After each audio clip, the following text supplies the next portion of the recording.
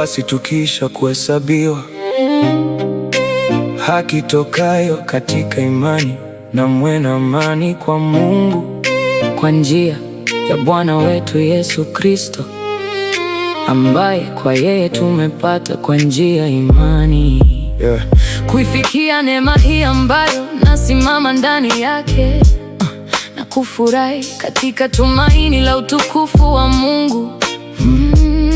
Wala sivyo tu, ila namfurahi katika dhiki pia, mkijua kuwa dhiki kazi yake ni kuleta saburi, na kazi ya saburi ni uthabiti wa moyo, na kazi ya uthabiti wa moyo ni tumaini, na tumaini halitahayarishi, kwa maana pendo la Mungu limekwisha kumiminwa katika mioyo yetu na Roho Mtakatifu tuliyepewa sisi. Kwa maana hapo tulipokuwa tuna nguvu, wakati ulipotimia, Kristo alikufa kwa ajili ya waovu. Kwa kuwa ni shida tukufa kwa ajili ya mtu mwenye haki, lakini yawezekana mtu kufa kwa ajili ya mtu aliye mwema.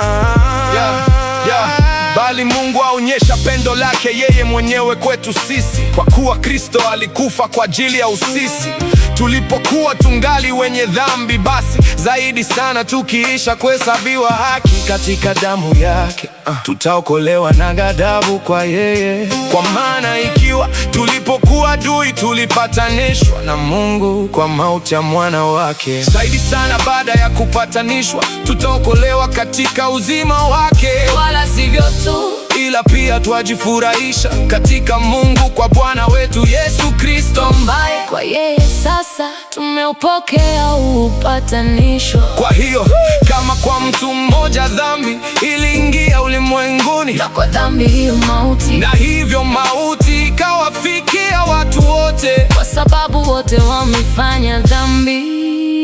Maana kabla ya sheria dhambi ilikuwa ulimwenguni, lakini dhambi haihesabiwi isipokuwapo sheria. Walakini mauti ilitawala tangu Adamu mpaka Musa, nayo iliwatawala hata wao wasiofanya dhambi fananayo na kosa la Adamu, aliye mfano wake yeye atakaye kuja. Lakini karama ile haikuwa kama lile kosa. Kwa maana ikiwa kwa kukosa kwake yule mmoja wengi walikufa, zaidi sana neema ya Mungu na kipawa kilicho katika neema yake mwanadamu mmoja Yesu Kristo kimezidi kwa ajili ya wale wengi. Wala kadiri ya yule mtu mmoja aliyefanya dhambi si kadiri ya kile kipawa, kwa maana hukumu ilikuja kwa njia ya mtu mmoja ikaleta adhabu, bali karama ya neema ilikuja kwa ajili ya makosa mengi ikaleta kuhesabiwa haki. Kwa maana ikiwa kwa kukosa mtu mmoja mauti ilitawala kwa sababu ya yule mmoja, zaidi sana wao wapokeao wingi wa neema na kile kipawa cha haki watatawala katika uzima wa yeye mmoja Yesu Kristo. Basi tena kama kwa kosa moja watu wote walihukumiwa adhabu, kadhalika kwa tendo moja la haki watu wote walihesabiwa haki yenye uzima. Kwa sababu kama kwa kuasi kwake mtu mmoja watu wengi waliingizwa katika hali ya wenye dhambi, kadhalika kwa kutii kwake mmoja watu wengi wameingizwa katika hali ya wenye haki.